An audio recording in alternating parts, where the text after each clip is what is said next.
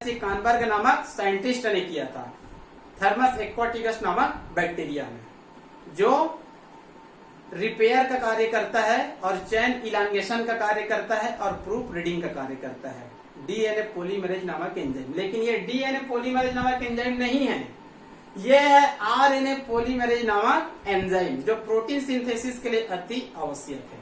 Last में है energy. Energy के रूप में कहना चाहिए क्या चाहिए? एटीपी चाहिए। क्या चाहिए? एटीपी चाहिए। ठीक है, तो ये कहना चाहिए प्रोटीन सिंथेसिस का क्या है? घटक है। इनको आप लोग विशेष रूप से याद कर लीजिए। DNA, mRNA, tRNA, rRNA, ribosome, magnesium, manganese, amino acid, enzyme group में आरएनए पॉलीमरेज नामक एंजाइम, एनर्जी ग्रुप में एटीपी, जीटीपी, जो भी। क्लियर? अब इसके बाद हम लोग पढ़ेंगे प्रोटीन सिंथेसिस की क्रिया विधि, mechanism of protein synthesis. Protein synthesis एक बहुत ही जटिल क्रिया है। ठीक है जी, 1 मिनट बाद पुनः मिलते हैं।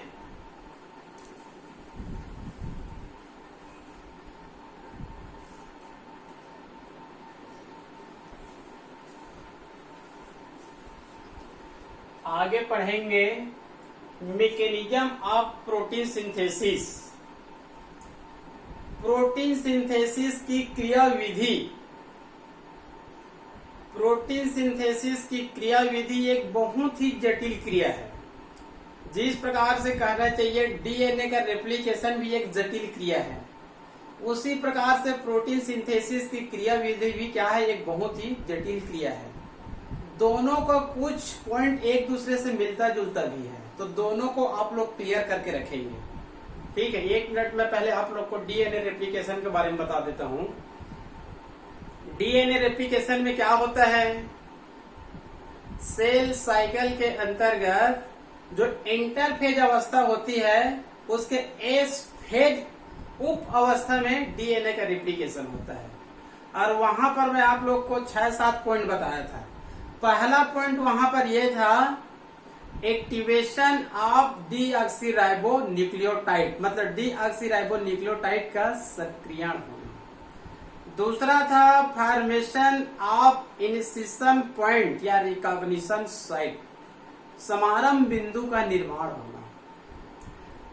तीसरा क्या था? वहां पर आरएनए प्राइमर का निर्माण होना, मतलब आरएनए के छोटे से टुकड़े का निर्माण होना, जो आरएनए प्राइमेज से होता है। चौथा क्या था? डीएनए से नई चेन का निर्माण होना। पांचवा क्या था? ओकाजाकी खंडों का जुड़ना। छठवा क्या था? DNA repair and proof reading. वहां पर 6 पॉइंट में बताया था। ठीक है, लेकिन इसमें और ये लंबी क्रिया होती है प्रोटीन सिंथेसिस की क्रिया विधि। ठीक है, प्रोटीन सिंथेसिस का शाब्दिक अर्थ अभी आप लोग को बताया था मैं सेंट्रल डोग्मा में। डीएनए ट्रांसक्रिप्शन होगा और एमआरएनए बनेगा। एमआरएनए में ट्रांसलेशन होगा और प्रोटीन सिंथेसिस होगा। ये सामान्य एक लाइन में है, लेकिन ये एक लाइन को अध्ययन करने में हमको लगभग कहना चाहिए आधे घंटे से अधिक समय लगेगा। क्लियर? तो प्रोटीन सिंथेसिस क्या है, प्रोटीन क्या है, इसके बारे में पहले आप लोग को बताता हूं मैं। जो हमारे कहना चाहिए जो फूड मटेरियल होती है, उसमें कार्बोहाइड्रेट, प्रोटीन, वसा, विटामिन, मिनरल्स ये सब पाए जाते हैं। ठीक है, कार्बोहाइड्रेट, प्रोटीन। तो प्रोटीन क्या होता है? एक रासायनिक पदार्थ है, रासायनिक यौगिक है, जो हमारे फूड मटेरियल में पाई जाती है। प्रोटीन का एक अणु लगभग 21 या 22 अमीनो एसिड से मिलकर बनती है। मतलब अमीनो एसिड ही क्या होता है? उसका संरचनात्मक एवं क्रियात्मक इकाई होता है। ठीक है, मतलब डाइजेशन में भी हम लोग अध्ययन करते हैं, 11वीं में किए थे। जो प्रोटीन होता है डाइजेशन के बाद लास्ट में किसमें टूटती है? अमीनो एसिड में टूटती है। तो प्रोटीन क्या है? अमीनो एसिड का पॉलीमर है, बहुलक है, जो 20-22 अमीनो एसिड से मिलकर बनी होती है। ये अमीनो एसिड जो 20-22 अमीनो एसिड होती है, इसको हम लोग 2 प्रकारों में बांट देते हैं। एक होता है एसेंशियल और एक होता है नॉन एसेंशियल, मतलब आवश्यक और अनावश्यक। 11 अमीनो एसिड को हम लोग आवश्यक मान सकते हैं और 11 को क्या मान सकते हैं? अनावश्यक। जो अनावश्यक अमीनो एसिड होती है उसको तो हम लोग भोजन से प्राप्त कर लेते हैं, लेकिन जो आवश्यक अमीनो एसिड होती है, जो हमारे शरीर के लिए आवश्यक होती है, उसको हम लोग फूड मटेरियल से प्राप्त नहीं कर पाते हैं। अतः हमारा शरीर इनका क्या करता है, प्रोटीन सिंथेसिस करता है। और प्रोटीन सिंथेसिस कौन करता है, जीन करता है, डीएनए करता है। ठीक है जी, क्योंकि इसका प्रारंभन कहाँ से होता है, डीएनए से ही होता है। इसमें ट्रांसक्रिप्शन होगा और एमआरएनए बनेगा, और एमआरएनए से कहना चाहिए विभिन्न अमीनो एसिड का निर्माण होगा। अभी आप लोग को मैं जेनेटिक कोड में भी बताया हूँ, जो जेनेटिक कोड का एक बड़ा सा चित्र बताया था, उसके ऊपर में लिख दिया था वो एमआरएनए का चयन होता है। और ये एमआरएनए चयन कहाँ से बनता है, डीएनए से बनता है। डीएनए ट्रांसक्रिप्शन का कार्य करेगा और एमआरएनए का निर्माण करेगा। और ये एमआरएनए के जो चयन होता है, यूसीएजी, ये सब कहना चाहिए विभिन्न अमीनो अम्लों का क्या करेगा, निर्माण करेगा। और ये विभिन्न अमीनो अम्ल ही क्या है, प्रोटीन है। तो प्रोटीन सिंथेसिस की क्रिया 2 चरणों में पूरी होती है। पहला क्या होता है, ट्रांसक्रिप्शन। पहला क्या होता है, ट्रांसक्रिप्शन। ठीक है जी, इसमें कुल मिलाकर हमको प्रोटीन का निर्माण करना है, क्योंकि सभी प्रोटीन, सभी अमीनो अम्ल हमको भोजन से प्राप्त नहीं हो पाता है। एक प्रोटीन 20-22 अमीनो एसिड से मिलकर बना होता है, और ये सभी अमीनो अम्ल एक दूसरे से पेप्टाइड बांड्स द्वारा जुड़ी हुई पाई जाती है। किस बांड्स से जुड़ी हुई पाई जाती है, पेप्टाइड बांड्स से। तो यहाँ पर देखेंगे, पहला देखेंगे हम लोग ए ट्रांसक्रिप्शन, उसके बाद बी करके ट्रांसलेशन। तो ए का शाब्दिक अर्थ होता है डीएनए, ये ट्रांसक्रिप्शन का कार्य करेगा और एमआरएनए का निर्माण करेगा। एक शब्द, डीएनए में ट्रांसक्रिप्शन होगा और एमआरएनए का निर्माण होगा। ठीक है, लेकिन ये 5 चरण में होती है। कितने चरण में होती है, 5-6 चरण में होती है। तो यहाँ पर पहले आपको पॉइंट को याद करना पड़ेगा, बिना पॉइंट को याद करे पढ़ेंगे तो भूल जाएंगे। तो पहले डीएनए का रेप्लिकेशन अध्ययन किए तो पहले वहां पर पॉइंट याद किए थे, उसी प्रकार से आप ये 5 पॉइंट और ये 3 पॉइंट को याद कीजिए ट्रांसक्रिप्शन में। ठीक है, क्योंकि ये बड़ा क्वेश्चन आएगा। तो यहाँ पर देखते हैं 5 चरण का नाम पहले पढ़ते हैं। पहला है activation of ribonucleotide. Activation of ribonucleotide मतलब राइबोन्यूक्लियोटाइड का क्या होना है, सक्रियण होना है, एक्टिव होना है, सक्रिय होना है। क्लियर। उसके बाद दूसरा क्या है, फॉर्मेशन ऑफ डीएनए टेम्पलेट, मतलब डीएनए टेम्पलेट का क्या होगा, निर्माण होगा। पहला राइबोन्यूक्लियोटाइड क्या होगा, सक्रिय होगा। उसके बाद किसका निर्माण होगा, डीएनए के टेम्पलेट का निर्माण होगा। क्लियर। उसके बाद तीसरे में क्या होगा, formation of mRNA with the help of RNA polymerase enzyme, मतलब आरएनए पॉलीमरेज एंजाइम की सहायता से एमआरएनए का निर्माण होना, क्योंकि डीएनए से एमआरएनए का निर्माण होना है। तो आरएनए पॉलीमरेज नामक एंजाइम की सहायता से किसका निर्माण होगा, एमआरएनए का निर्माण होगा। क्लियर। चौथे चरण में क्या होगा, जो एमआरएनए का निर्माण होगा वो क्या होगा, अलग होगा। इसमें एमआरएनए का निर्माण होगा तीसरे चरण में। चौथे चरण में जो एमआरएनए बनेगा वो क्या होगा, वो सेपरेशन मतलब अलग होगा। क्लियर। उसके बाद 5वें पॉइंट में क्या होगा, ट्रांसक्रिप्शन के बाद एमआरएनए में क्या होगा, परिवर्तन होगा। ट्रांसक्रिप्शन के जस्ट बाद इस एमआरएनए में क्या होगा, परिवर्तन होगा। तो परिवर्तन कितने प्रकार से हो सकता है, 3 प्रकार से, या फिर परिवर्तन में 3 पॉइंट होते हैं। पहला है केपिंग, और दूसरा है टेलिंग, और तीसरा है स्प्लाइसिंग। एक कम दिख रहा होगा, पुस्तक में है capping, tailing, splicing. Capping, tailing, splicing. ठीक है, तो ये पहले 5 पॉइंट को आप लोग याद कीजिए। ट्रांसक्रिप्शन में पहले होगा राइबोन्यूक्लियोटाइड का सक्रिय होना, एक्टिवेशन ऑफ राइबोन्यूक्लियोटाइड। दूसरा याद रख लेंगे डीएनए टेम्पलेट का निर्माण। तीसरा याद रख लेंगे आरएनए पॉलीमरेज नामक एंजाइम की सहायता से एमआरएनए का निर्माण। उसके बाद जो एमआरएनए का निर्माण होगा वो क्या होगा, अलग होगा। उसके बाद ट्रांसक्रिप्शन समाप्त होगा तो इस एमआरएनए में क्या होगा, परिवर्तन। परिवर्तन 3 प्रकार से हो सकता है, केपिंग, टेलिंग और स्प्लाइसिंग। क्लियर? अब इसका हम लोग अध्ययन करते हैं शॉर्टकट तरीके से, क्योंकि बहुत ज्यादा डिटेल नहीं करेंगे, क्योंकि ज्यादा में कंफ्यूज हो जाएंगे। ठीक है, इतना बहुत सफिशिएंट है, इतना आप लिख नहीं पाएंगे, क्योंकि 5 नंबर का आएगा तो 5 नंबर में यदि आप इसका मैं जो पढ़ा रहा हूँ उतना ही लिखेंगे तो आधे घंटे से अधिक समय लगेगा। तो भाई आपको वहाँ 26 क्वेश्चन बनाना है मान लो। ठीक है, तो कहने चाहिए पहला पढ़ते हैं एक्टिवेशन ऑफ राइबोन्यूक्लियोटाइड। मतलब राइबोन्यूक्लियोटाइड का क्या होगा, एक्टिवेशन होगा। ठीक है, ट्रांसक्रिप्शन के पहले चरण में राइबोन्यूक्लियोटाइड का क्या होगा, एक्टिवेशन होगा। क्लियर? तो ये कहना चाहिए ये जो एमआरएनए है, ये जो एमआरएनए है ये 4 न्यूक्लियोटाइड से मिलकर बना होता है।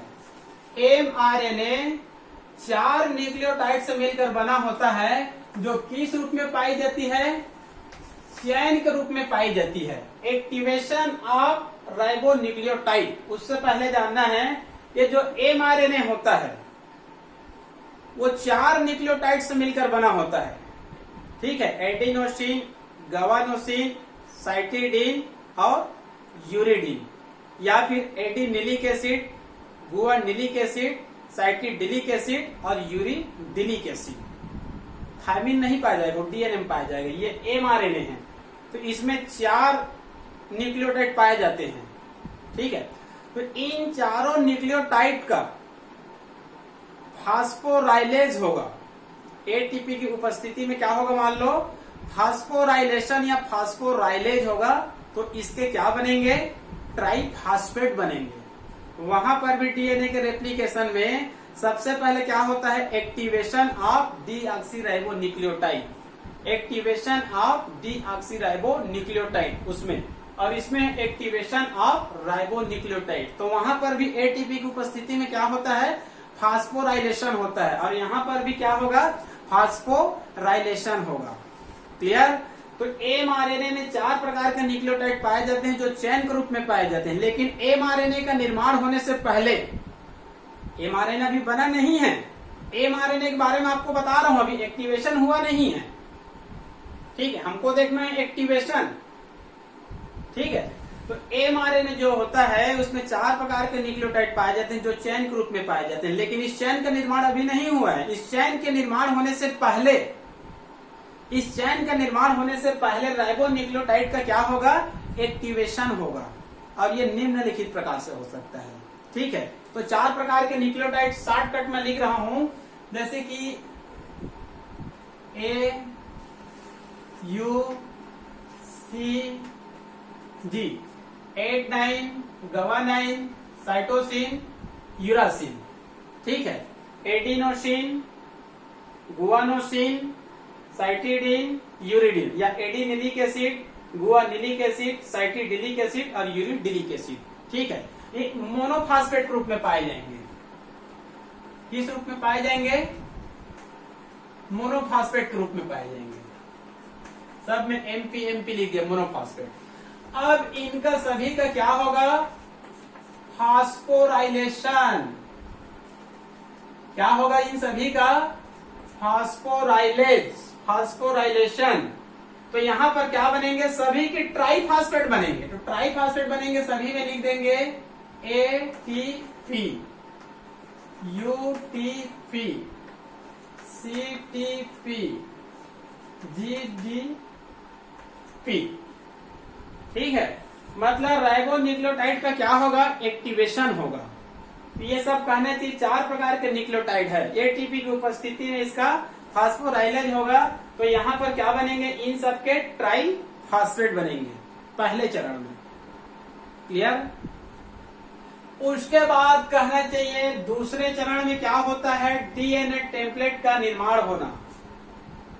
डीएनए टेम्पलेट का निर्माण होना, तो इसके लिए भी आप लोग पुनः थोड़ा सा पीछे जाइए। डीएनए का रेप्लिकेशन, डीएनए का रेप्लिकेशन में वास्तव में होता क्या है, डीएनए का एक अणु दो अणु का निर्माण कर लेता है, उसी को डीएनए का रेप्लिकेशन कहते हैं। तो उसमें होता क्या है, देखिए ये मान लो कहना चाहिए डीएनए है, ये मान लो क्या है,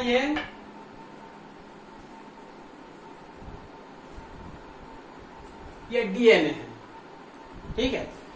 डीएनए में कहना चाहिए ए टी सी जी, ये डबल बांड ट्रिपल बांड ये हाइड्रोजन बांड से होती है, जो आवश्यकता अनुसार क्या हो जाती है, टूट जाती है। जब ये टूट जाती है तो दोनों स्ट्रैंड क्या हो जाती है, अलग हो जाती है। दोनों स्ट्रैंड क्या हो जाती है, अलग हो जाती है। तो एक से दो बन गया, तो इसी को हम लोग क्या बोलते हैं, डीएनए का रेप्लिकेशन। और यहाँ पर विशेष रूप से 2-3 एंजाइमों की भी आवश्यकता पड़ती है, जो डीएनए रेप्लिकेटेड एंजाइम कहलाता है। कानबर्ग नामक साइंटिस्ट ने खोज किया था और बताया था कि 6 प्रकार के एंजाइम अति आवश्यक होते हैं, तो वहां पर उसको नाम भी देख लेंगे। लेकिन सबसे पहले कहना चाहिए 2 एंजाइमों की आवश्यकता पड़ती है। पहला होता है डीएनए हेलिकेज और दूसरा होता है टोपो आइसोमेरेज। डीएनए हेलिकेज क्या कार्य करता है, दोनों जो कुंडलित होता है उसको दोनों को क्या कर देता है, अलग कर देता है। और टोपो आइसोमेरेज क्या कार्य करता है, इसमें जो तनाव बनी रहती है, टेंशन बनी रहती है, उसको क्या करता है, वो कम करता है। ठीक है, तो पॉइंट क्या कहता है, बिंदु क्या कहता है, डीएनए टेम्पलेट का निर्माण होना। तो यहाँ पर डीएनए क्या है, डबल स्ट्रैंड के रूप में पाई जाती है। किस रूप में पाई जाती है, डबल स्ट्रैंड के रूप में पाई जाती है। अब यहाँ पर किस रूप में पाई जाती है, सिंगल पाई जाती है। तो ये यहाँ पर जो डीएनए जब हाइड्रोजन बांड टूटती है और ये दोनों अलग अलग हो जाती है, तो इसी को हम लोग क्या बोलेंगे, डीएनए टेम्पलेट। डीएनए टेम्पलेट मतलब डीएनए का अणु का निर्माण होना मूल सांचे से। डीएनए टेम्पलेट का निर्माण होना, तो डीएनए रेप्लिकेशन होगा, तभी कहना कि दोनों स्ट्रैंड अलग अलग हो जाते हैं और अलग अलग जो स्ट्रैंड बनते हैं, एकल सूत्री बनते हैं, इसी को हम लोग क्या बोलते हैं, डीएनए का टेम्पलेट का निर्माण होना। और इस डीएनए के टेम्पलेट में इसमें कुछ स्थान पाई जाती है। क्या पाई जाती है, स्थान पाई जाती है। मतलब इसमें regulator gene, promoter gene, operator gene, coding reason, termination codon, ये सब इसमें पाए जाते हैं। ठीक है जी, मतलब इसमें जेनेटिक कोड प्रारंभ करने वाले इनिशिएशन कोडोन भी पाए जाते हैं, टर्मिनेशन कोडोन भी पाए जाते हैं, regulator gene, promoter gene, operator gene, coding region, इन सब में पाए जाते हैं। क्लियर, तो पहला और दूसरा पॉइंट क्लियर हुआ कि नहीं हुआ। पहले में कहने चाहिए क्या हुआ, राइबो न्यूक्लियोटाइड का एक्टिवेशन, अब इन सब के ट्राइफॉस्फेट बनेंगे, चारों न्यूक्लियोटाइड का। दूसरे में क्या होता है, डीएनए टेम्पलेट का निर्माण होना। तो यहाँ पर डीएनए के मूल अणु जो डबल स्ट्रैंड के रूप में पाई जाती है, डीएनए रेप्लिकेशन के समय जो स्ट्रैंड बनती है, सिंगल स्ट्रैंड बनती है, उसी को हम लोग क्या बोलते हैं, डीएनए टेम्पलेट का निर्माण होना। क्लियर, दोनों पॉइंट एकदम क्लियर। ठीक है, अगला पॉइंट क्या है, आरएनए पॉलीमरेज नामक एंजाइम की सहायता से एमआरएनए चैन का निर्माण होना। क्लियर, तो मैं पहले आरएनए पॉलीमरेज नामक एंजाइम के बारे में बता रहा हूं।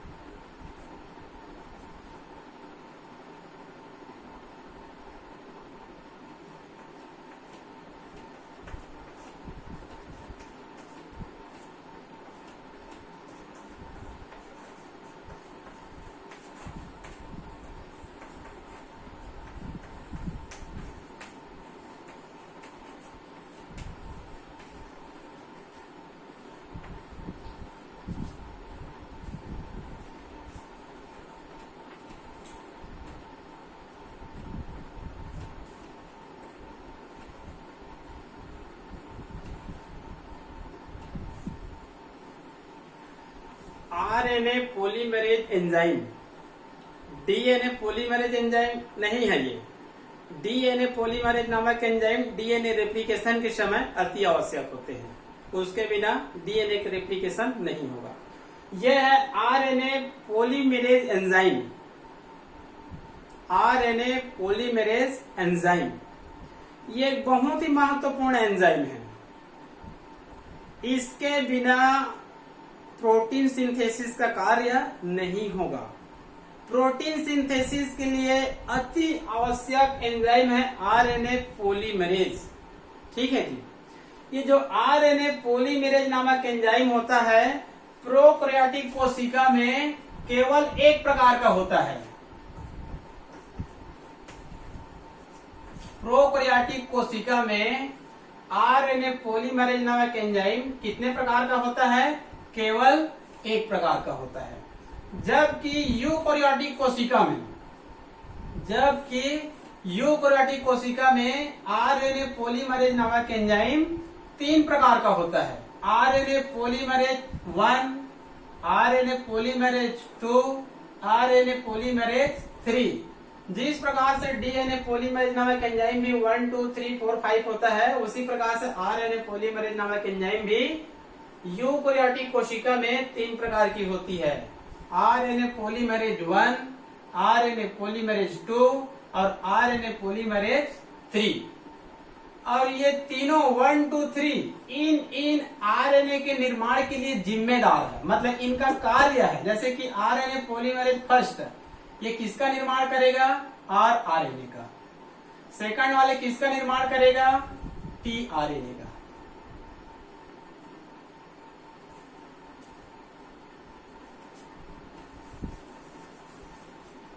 वास्तव में फर्स्ट आरएनए का निर्माण करेगा और तीसरे वाले टीआरएनए का निर्माण करेगा और जो सेकंड होता है वो एचएनआरएनए का निर्माण करेगा। ठीक है। 1, 2, 3 1 वाले आरएनए का निर्माण करेगा और 3 वाले टीआरएनए का निर्माण करेगा और 2 ये सबसे महत्वपूर्ण होता है। आरएनए पॉलीमरेज एंजाइम 2 ये सबसे महत्वपूर्ण है तीनों में। अब ये एचएनआरएनए हेट्रोजेनेसिस आरएनए का निर्माण करता है। विषमांगता हेट्रोजेनेसिस मतलब बड़ी आरएनए का निर्माण करता है। क्लियर?